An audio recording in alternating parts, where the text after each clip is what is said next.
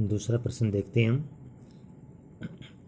पाठ में जो हुआ होगा वाक्य की आप कितनी अर्थ छवियाँ खोज सकते हैं? किशनदा की मौत का संबंध इस वाक्य से क्या रहा होगा? अर्थात इस पाठ में जो हुआ होगा इसके कितने अर्थ निकलते हैं? तो किशनदा की मौत के संबंध में इस वाक्य का क्या अर्थ रहा होगा ये बताना हमें।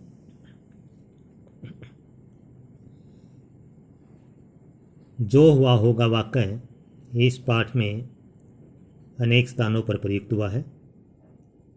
जब किशनदा की मृत्यु हो जाती है तो यशोधर बाबू उनके एक जानकार से पूछते हैं कि उसकी मौत का क्या कारण रहा होगा।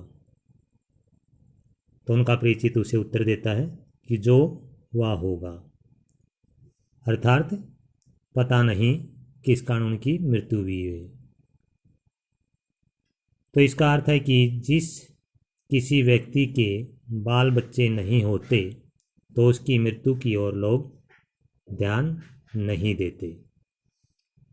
ऐसे लोगों की मृत्यु भी गंभीर मसला नहीं होती।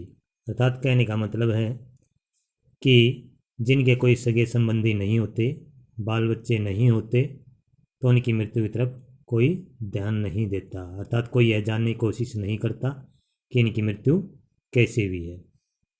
इसका एक ये भी अर्थ हो सकता है कि जिस व्यक्ति के बाल बच्चे नहीं होते वह व्यक्ति अकेलेपन के कारण स्वस्थ होते हुए भी बीमार पड़ जाता है और उसकी मृत्यु हो जाती है।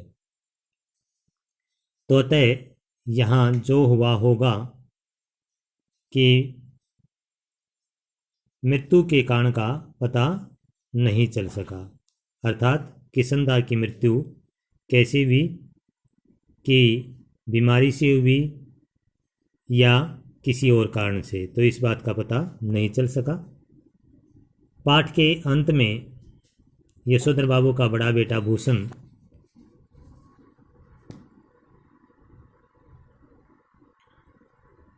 यशोधर बाबू को कहता है कि बाबूजी आप यह गर्म ड्रेसिंग गाउन पहनकर दूध लाया करें।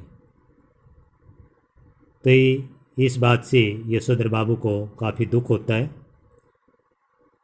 क्योंकि यशोधर बाबू चाहते थे कि वह ये कहता कि वह दूध लाया करेगा, कि अब आप बड़े हो गए हैं, आपकी दूध लाने की उम्र नहीं है, अतः आप आराम करें और दूध मैं ले आऊँगा।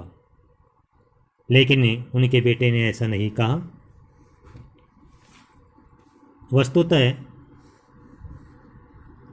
यशोधर बाबू अपने ही घर में पराये बनकर रह गए थे। अर्थात वे एक नौकर की तरह हो गए थे। बीवी बच्चे उनको वह इज्जत नहीं देते थे जिसके वे हकदार थे।